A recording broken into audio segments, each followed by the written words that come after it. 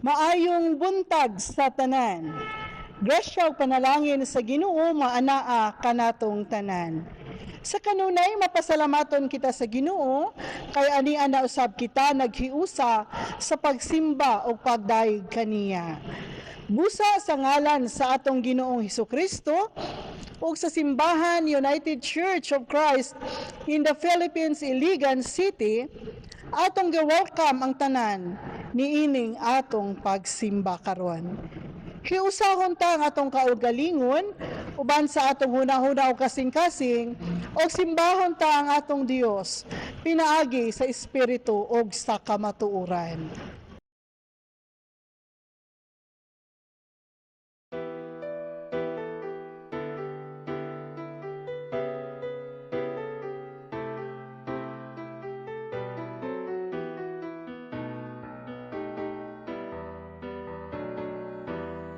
Spirit, come down like the days of old.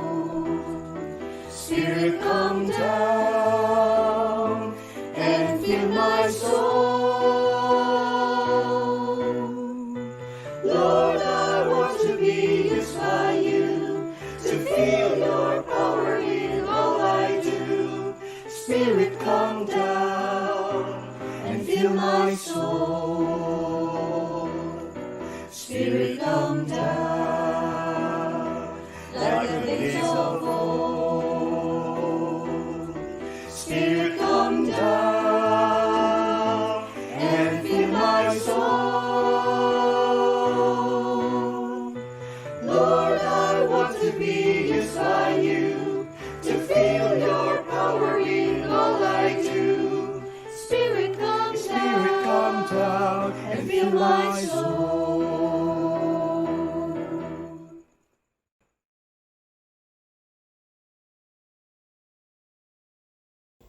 Tawga kami o among Ginoo gikan sa nagkalain-lain namong kasinatian sa kinabuhi ngadto sa lunhaw mong sibsibanan.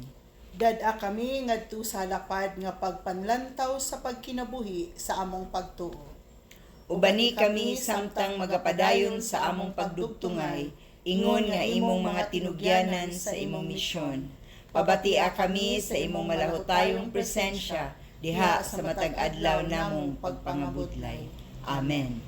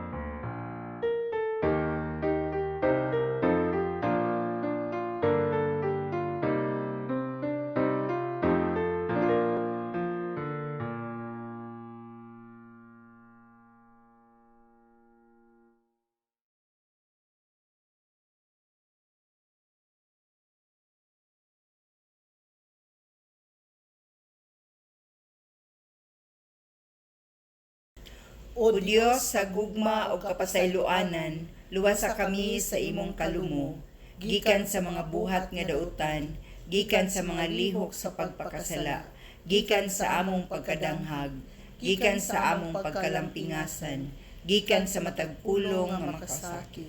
Luwasa kami sa imong kalumo, Dios sa gugma ug sa pagpasaylo.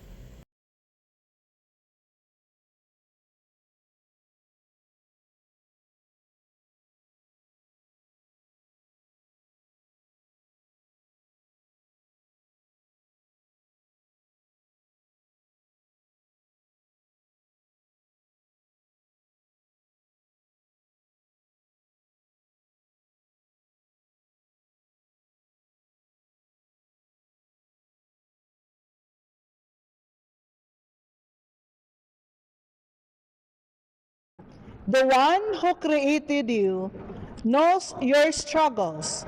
God is still speaking, renewing, and transforming. God's grace is still sufficient and made new each and every day. God has faith in you and abides with you in the journey of new life and transformation. Thanks be to God.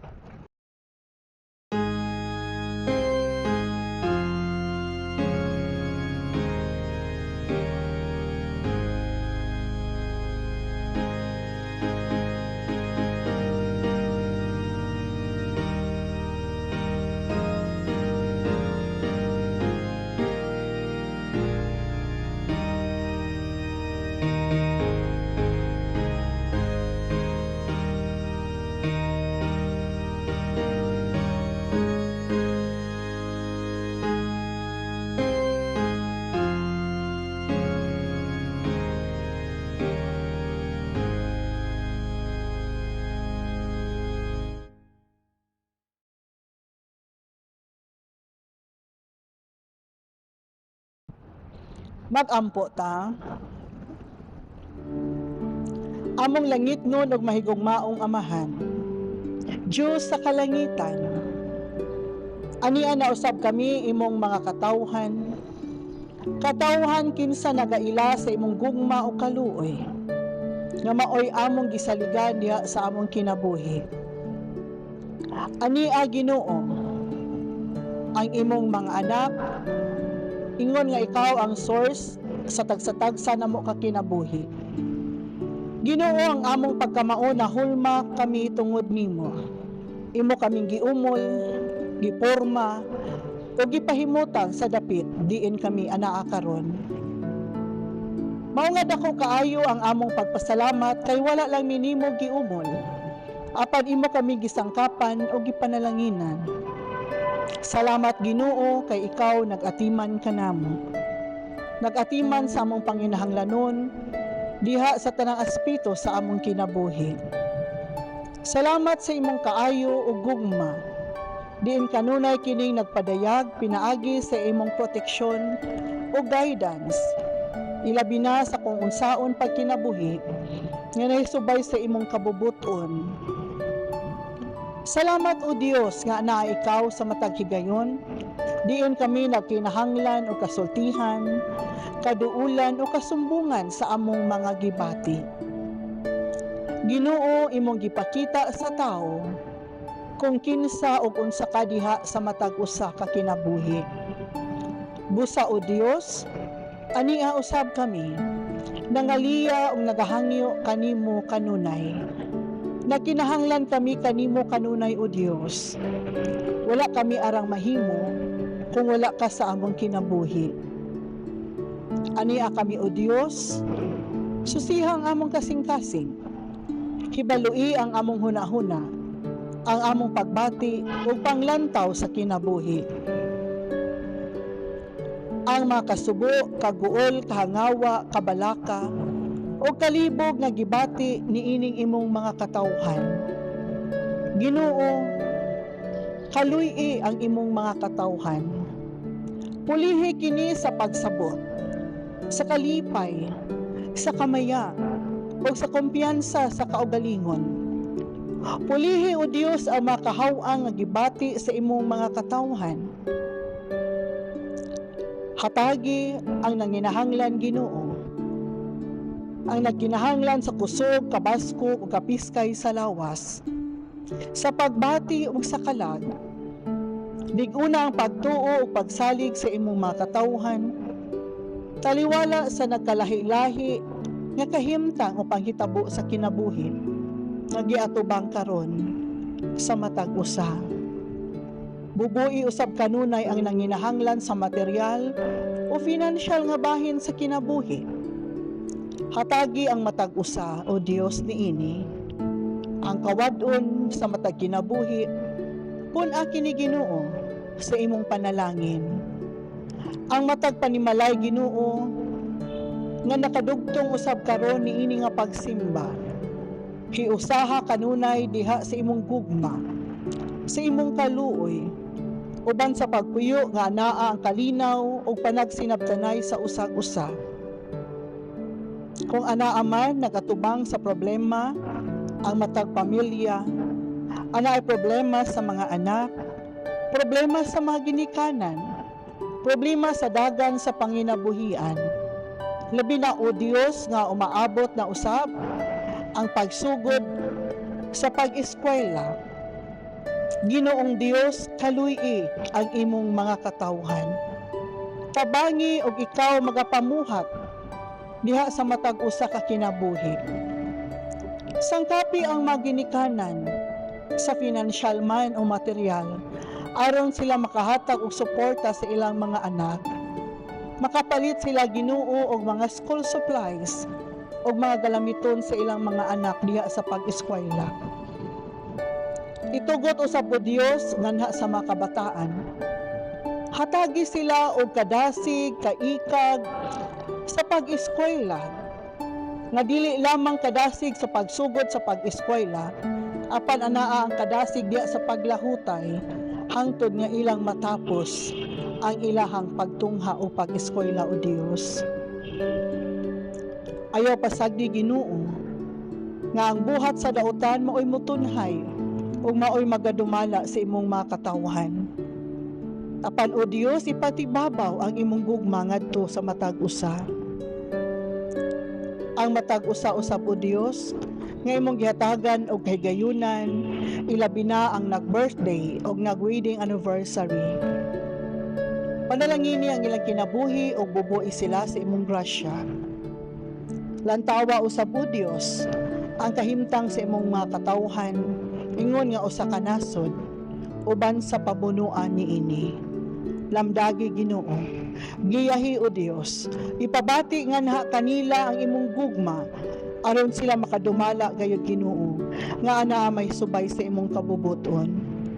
Ang imong makasimbahanan, mga magbubuhat og tanang katawhan. Bubuhi kanunay sa imong grasya, pinaagi sa ngalan ni Ginoong Hesukristo. Kinsa nagtudlo sa pag-ampo nga nag-ingon, Amahan namo nga maanaa sa mga langit, pagdaygo namo ang imong ngalan, moabot ka namo ang imong gingharian, o buhaton ang imong pagbuot dinhi sa yuta maingon man sa langit. Ang kalan-on namo sa matag adlaw, ihatag ka namo karong adlawa, o pasaylua kami sa among mga sala, ingon man nga nagapasaylo kami sa mga nakasala kanamo. O dili mo kami itugyan sa pagsulay, hinunual wasa kami sa dautan. Kay imo man ang gingharian, ang gahom ug ang himaya hangtod sa kahangturan. Amen.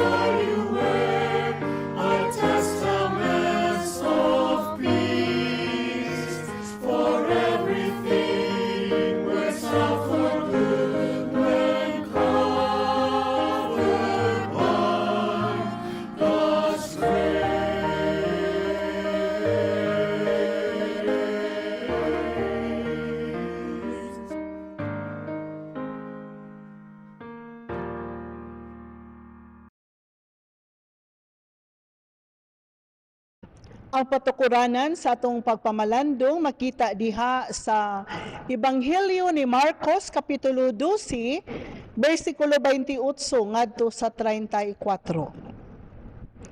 Unya dito'y usa ka magtutudlo sa balaod nga nakabati sa panaglalis nila.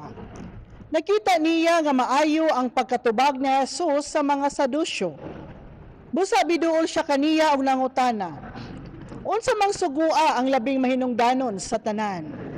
Mitubag si Jesus, mao kini ang labing mahinungdanong sugo.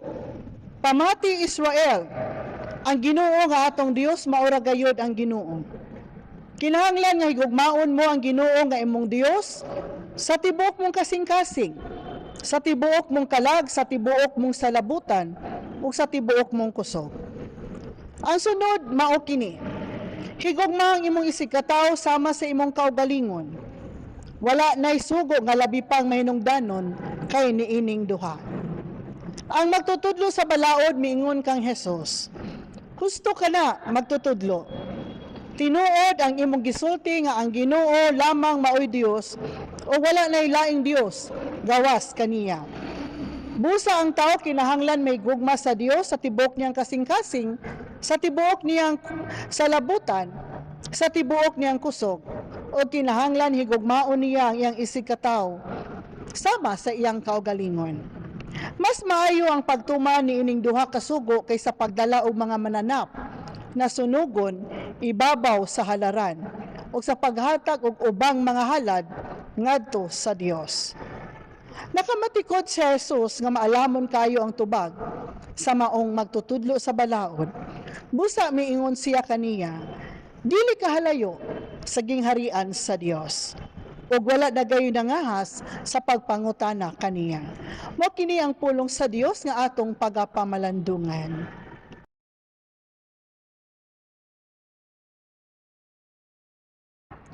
Maayong buntag o adlaw sa tanan. Naay camp area sa usa ka nasod, diin ang tagiya sa maong camp na ay buhi nga iro. Ang ngalan sa iro si Duncan. Si Duncan devoted og loyal kaayo sa iyang amo nga si Dave. Kung naa sa sulod sa office iyang amo, na siya dito sa gawas, nagsigi og lantaw sa iyang amo. Bisag pila ka oras ang iyang amo sa sulod, nara siya sa gawas maghula. Kung asa mo ato si Dave, nauban niya si Duncan. One day, ang friend ni Dave iyang gihaylo or gisulayan pagtintal ang iro kung matintal ba, kung asa siya musunod. Dungan silang open sa pultahan sa ilang sakyanan, si Dave og ang iyang friend. Pero ang friend ni Dave, naa siya'y pagkaon nga gipakita para sa maong iro. Og ang friend ni Dave mao'y nagtawag sa iro nga Duncan. Katunta to iyang gipaibog og pagkaon si Duncan para dito musulod sa iyang sakyanan. Pero si Duncan dito gihapon siya kang Dave ni sakay. Bisag walay pagkaon og wala siya gitawag. Dogs are known to be faithful and loyal companions, protective of their masters and territory. Kini nga sugilano naghulagway sa atong pamalandong nga nag-ingon, to love the Lord our God is the heartbeat of our mission. Karon mao ang katapusang Domingo sa bulan sa misyon. Og sa libro sa Deuteronomy Kapitulo 6, versikulo 5, love the Lord your God with all your heart and with all your soul and with all your strength. Giingnan kita nga kinahanglan natong higugmaon ang Ginoo sa kinatibuk-an gayud. We should have the same love and devotion that Duncan has toward Dave. Para nato dapat walay makaagaw sa atong atensyon o devotion gikan sa Ginoo. Apan daghang temptations nga mawala sa atong attentions o devotions ngadto sa Ginoo. Unsa man ang kahulugan sa to love the Lord our God is the heartbeat of our mission, taliwala sa mga temptations nga moagaw sa atong attention o devotion sa Ginoo. Sa atong teksto nga atong gibasa or gibasihan sa atong pamalandong, una natong makita ang pagpakigsusi kang Hesus, pagpakigsayod, pagpakihibalo or paglantaw kung kinsa si Hesus. Sa maong sugilanon, it's normal alang sa religious leaders nga moadto sa templo o makigdebate bahin sa pagtulunan sa balaod sa Ginoo. The chief priests, Sadducees, Pharisees, scribes, and Herodians all see Jesus as a threat. Hulga para nila diha sa ilang social status o sa kalinaw sa Roma. So ang pangutana sa religious o civil leaders, ngadto kang Hesus, intention kini nila para kaniya uban ang pagpasipala or blasphemous or makapasuko, provocative. Gusto nila mamatay si Hesus apan nagkinahanglan sila rason nga ego or enough to involve higher authorities. Sadducees, Herodians, and Pharisees have failed. Napakyas sila. So now it is a scribe's turn. Magtutudlo sa balaod. Mao na pod ni ang higayon nga siya na pod ang mangutana. Ni dool kang Hesus aron pagsulay. Si Jesus nanudlo na ay authority diha sa kinatibuk-an niyang ministry. If they can win a debate against Jesus in front of this crowd in Jerusalem, Jesus will lose credibility and prove to not be such a threat to their religious authority. They fail to understand that no one knows God's law as well as God's Son does. Mao nga gipangutana sa magtutudlo sa balaod si Jesus. Unsa man sugua ang labing mahinungdanon sa tanan? Of all the commands, which is the most important? Kung atong hinumduman ang Ginoo naghatag og 10 commandments kang Moises didto sa bukid sa Sinai. Unsa may pinaka-importanteng sugo sa tanang sugo nga makahatag og dakong impact sa atong misyon? Kini nga pangutana mo'y nagdala sa dakong sugo nga kinahanglan natong buhaton. Ang ikaduhang punto nga atong angayan og hatagan og pagtagad mao ang importanteng sugo. Kuman sila nagpakisusi kang Hesus, gitubag sila ni Hesus kung unsay importanteng sugo. Kinahanglan nga higugmaon mo ang Ginoo nga imong Dios sa tibuok mong kasing-kasing, sa tibuok mong kalag, sa tibuok mong salabutan, sa tibuok mong kusog. Ang sunod ba o kini, higugmaang imong isig katawo sama sa imong kaugalingon. Wala na'y sugo nga labi pang mahinungdanon kay niining duha. Apan kinahanglan natong hibaluan kung giunsa pag-define sa Biblia ang gugma. Kay mao man ni sugo nato, higugmaon ang Dios. Higugmaon ang atong isig katawo. So atong lantawon giunsa pag-define sa Biblia ang gugma aron makahibalo ta unsaon o unsang paagihan nato higugmaon ang ug mohatag ang maong gugma diha sa kinatibuk-an gayod.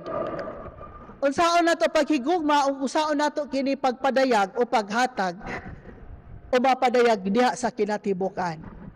Mudritso ta diha sa 1 Corinto 13. Sa 1 Corinto 13, naghulagway kini sa gugma. Pero dito sa versikulo 4, ngadto sa 7.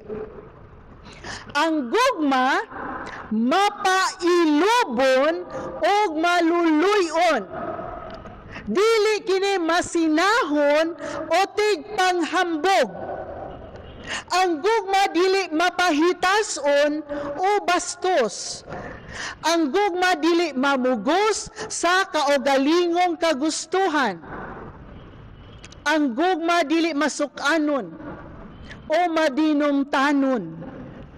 Ang gugma dili malipay sa dautan kundili sa kamatuuran.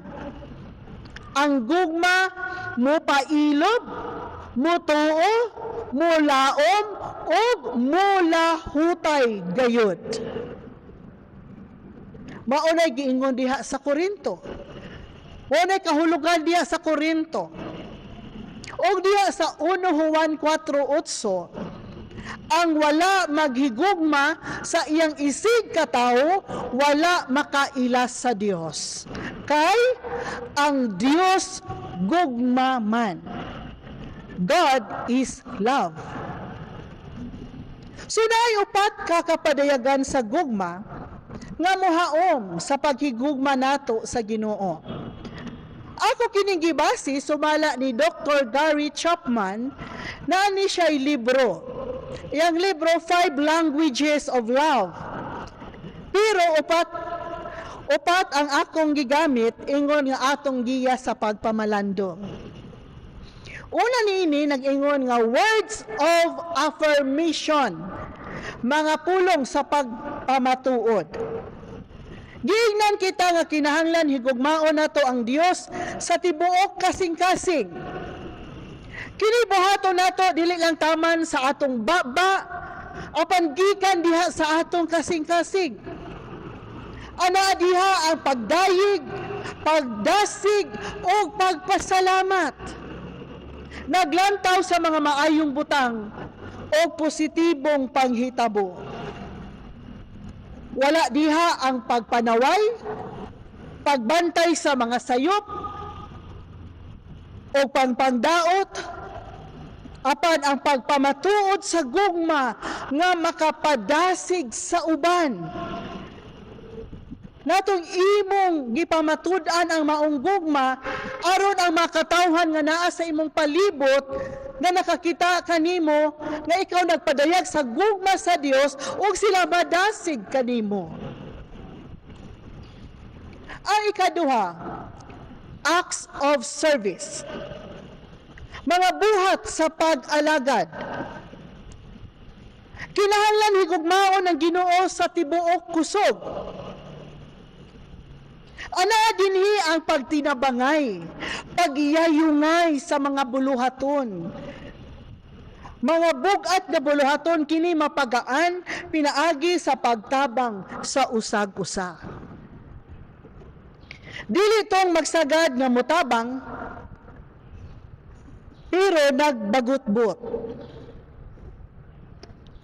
Wala dinhi ang pagkatapulan o pag-iya-iyahay. Dinhi nato makita nga dili lang ta magsigi og sulti, magsigi og istorya, apan walay lihok o walay buhat. Kini nga kahigayunan, mao katong giingon nga actions speak louder than words. Kung kita mga leaders, kita nangulo diha sa pagbuhat, kita muunang mubuhat. Diha sa paghigugma sa Ginoo ana katong pagtinabangay sa pagbuhat sa gagmay o dagkong buhat aron mahimo kining magaan o mas madali. Sama pananglit, usa sa atong CROs diri sa simbahan, wala lang sila naglantaw sa kahimtang sa palibot sa simbahan. Apan nagtinabangay sila sa pagpanglimpyo aron mas mahapsay o mas limpyo pagyud ang simbahan. Ang paghigugma sa Ginoo sa tibuok nga kusog nagpasabot kini nga anaa ang pagbuhat ug pagkinabuhi matag adlaw nga ana ay close connection o suod nga relasyon sa Ginoo aron atong ma-recognize ang atong tawag gikan sa Ginoo. Kung gitawag ta sa Ginoo, una amang gyud ang tawag sa matag usa kanato. Ang tawag, labi na ang tawag sa paghigugma sa Dios o sa atong isig kaingon. Diha sa atong pagtubag, nagkinahanglan kini og action, nagkinahanglan kini sa pagbuhat, nagkinahanglan kini sa pagtuman nga makita og madayag sa atong matag adlaw nga pagbuhat sa maong tahas nga gisangon sa Ginoo kanato. Ang ikatulo, receiving gifts, pagdawat sa mga gasa. Kinahanglan higugmaon nato ang Ginoo nga atong Dios sa tibuok kalag. Si Merriam-Webster tells us that the soul is the spiritual part of us, our deeply felt moral and emotional nature. Ang kalag mao ang kinahilagman sa atong pagkatao. Ang katuyuan sa gasa mao ang paglig-on, pag-awhag o pagdasig o paghupay. Kitang tanan nakadawat niini. Mao nga kitang tanan kinahanglan nga mubuhat sa pagpadayag sa gugma sa Ginoo sa tibuok kalag. Nagikan sa atong kinahiladman. O kini nagkahulugan nga atong higugmaon ang Ginoo sa maayo o dili maayong panahon o sa tanang adlaw sa atong kinabuhi. Nagpasabot usab kini nga anaa ang walay katapusang gugma sa Ginoo. Ang paghigugma sa Ginoo dili lang tong panahon sa imong kadagaya, unya sa panahon sa imong kawadon, nakalimot na ka sa Ginoo. O kaha nabali. Panahon sa imong kadagaya nakalimot ta sa Ginoo. Panahon sa atong kawadon mao toy atong paghinumdom sa Ginoo, pag-ila sa iyang mga gasa. Ang paghigugma sa Ginoo sa tibuok natong kalag, pag-ila nato sa mga gasa nga atong nadawat sa Ginoo sa panahon sa atong kawadon o panahon diha sa kadagaya. Ang paghigugma sa Ginoo sa tibuok natong kinabuhi dili usa ka gugma nga walay pulos. Dili kini kontrolado sa pagbati. Anaa dinhi ang pagpakigambit sa mga gasa. Wala dinhi ang pagkamasinahon o pagkahakog. Sama sa usa ka sugilanon sa Biblia nga makita diha sa Lucas 7:36 ngadto sa 39. Unya may usa ka Pariseo nga midapit kang Hesus sa pagpangaon. Busa ni adto si Jesus sa balay sa Pariseo o nakigsalo kaniya. Ni atong lungsura may usa ka babayi nga dautang kinabuhi. Sa iyang pagkadungog nga si Jesus nagkaon dito sa balay sa Pariseo, miadto siya dala ang usa ka tibod nga alabastro nga puno sa pahumot. Samtang diha siya sa luyo sa tiilan ni Jesus, mihilak siya og nahumod sa iyang mga luha ang mga tiil ni Jesus. Unya gipahira niya sa iyang buhok ang mga tiil ni Jesus o gihagkan o gibubuan sa pahumot. Sa pagkakita niini sa Pariseo nga nagdapit kang Jesus, mingon siya sa iyang kaugalingon, kung tinuod pa nga propeta kining tawhana, makaila unta siya kung kinsa kining babayi nga mihikap kaniya og unsa kadautan ang iyang kinabuhi. Atong makatunan gikan sa maong babayi Mas gihatagan niya pagtagad ang pag-atiman sa Ginoo kaysa mga istorya sa ubang tao. Huyang siya og walay kauban apan wala siya nahadlok. Makasasala siya. Nailhan siya sa mga tao nga makasasala siya. Apan wala siya mahadlok nga biay-biayon siya sa mga tao kundili anaan niya ang pagbuhat. Paghatag kung unsay naa importante nga naa kaniya, iya kining gihatag ngadto sa Ginoo.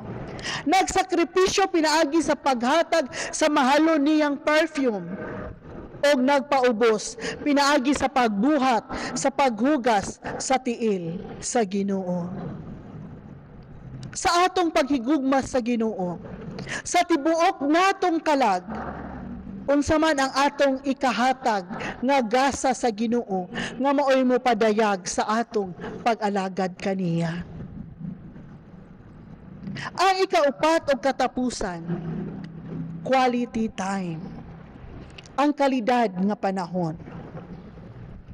Kinahanglan higugmaon nato ang Ginoo sa tibuok natong huna-huna. Loving God with your mind is about your way of thinking, your mindset. As Philippians 2 verse 5, think the way Christ Jesus thought. Sa tanang aspect or bahin sa atong pagkigugma sa Ginoo, ang daling madisturbo mao ang huna-huna nato. Mao gitambagan kita. Nga kinahanglan higugmaon nato ang Ginoo sa tibuok natong huna-huna. Nagpasabot kini nga dapat ang atong atensyon o kay gayunan anaa nakatutok lang diha kaniya. Sama pananglitan diha sa pagsimba. Kung giila nato kini nga quality time, kining pagsimba quality time ang atong gihatag sa Ginoo. Dili ta magpadala sa distraction sa atong tapad nga nagtabi. Di ba? Di ta magpadala sa atong cellphone nga nagsigig tingog ang Messenger, ang Facebook o ang YouTube. O dili mag-cellphone samtang nagsimba. Kay basin makadisturbo po ta sa atong tapad. Quality time mao higayon nga anaa kay strong desire to spend time with someone. Strong desire sa pagpaminaw, sa pag-ampo, sa pagpamalandong o pagsimba sa Ginoo. Quality time nga makigsulti sa Ginoo pinaagi sa pag-ampo o sa pagpakig-ambit, sa pagpakig-fellowship sa usag-usa. Filipos 4:8. Mga igsuon, puna ang inyong huna-huna sa mga butang nga maayo ug angayng daygon, sa mga butang nga matuod, ligdong, matarong, putli, matahom ug halangdon. Whatever is true, whatever is honorable, whatever is just, whatever is pure, whatever is lovely, whatever is commendable, if there is any excellence, if there is anything worthy of praise, think about these things. Such an attitude is honoring God.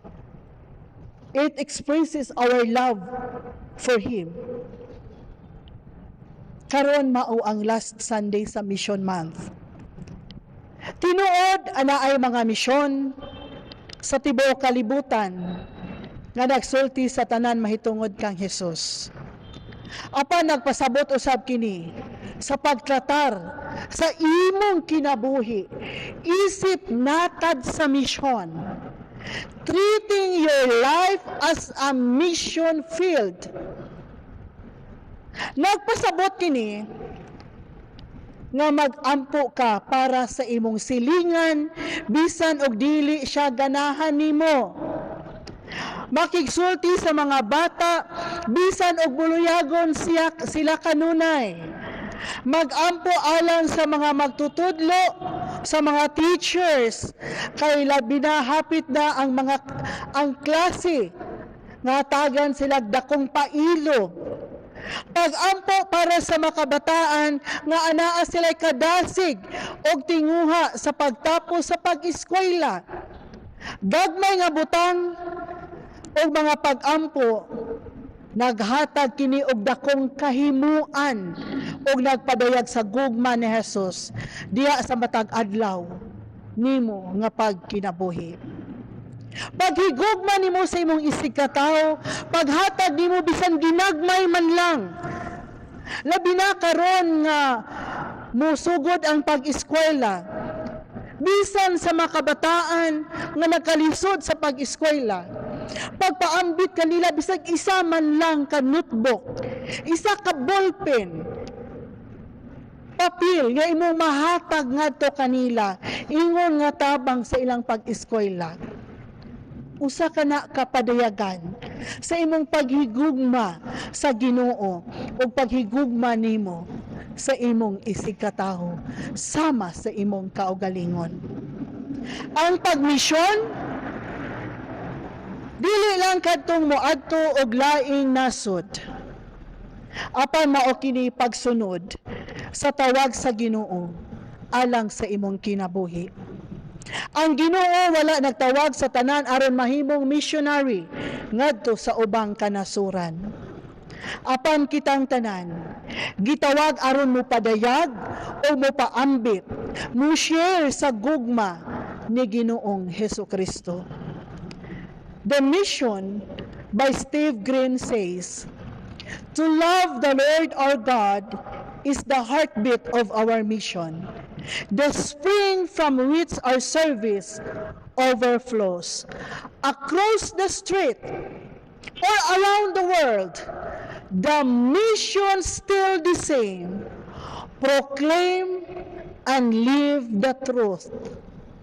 In Jesus' name. Amen."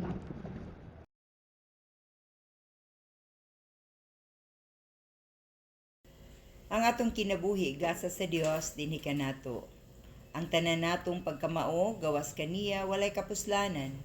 Mao nga magpasalamat kita sa Ginoo uban ang atong mga kinabuhi aron mapalambo nato ang mga hiyas ug butang nga iya sa Dios. Maghalad kita sa Ginoo.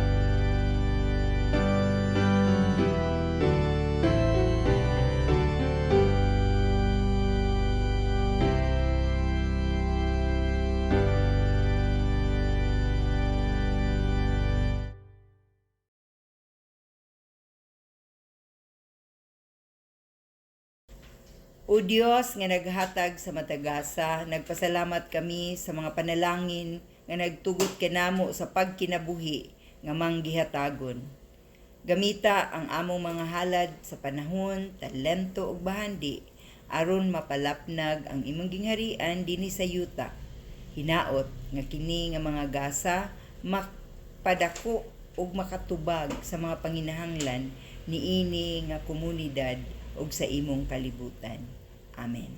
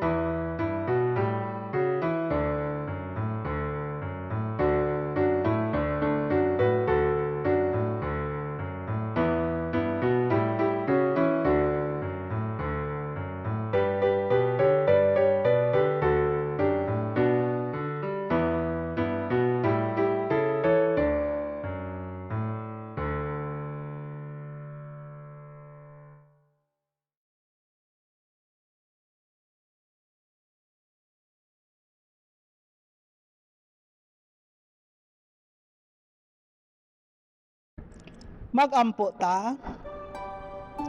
Salamat Ginoo sa higayon nga kami nakahimo sa pagsimba kanimo bisan niining online worship. Salamat sa imong mga pulong nga kanunay nagapahinumdum kanamo sa angay namong buhaton ug sa tahas nga dapat namong himuon. Natapos ang among pagsimba apan wala matapos ang among pagpasalamat ug ang among pagpangalagad kanimo.